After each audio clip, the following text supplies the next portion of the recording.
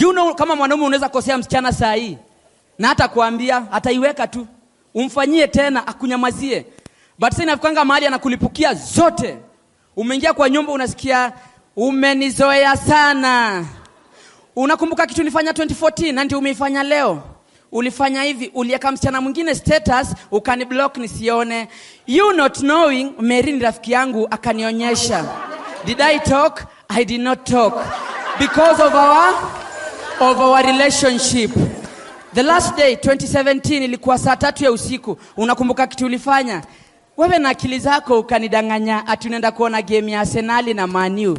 Who am I? Nikaingia Google, nikaangalia game gani inacheza.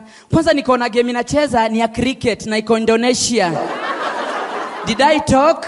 I did not talk because of our relationship. Leo umeirudia the same thing. Mpaka mwanaume unashtuka unamuuliza, nimefanya nini? Let me just keep quiet because of our relationship. Wasichana.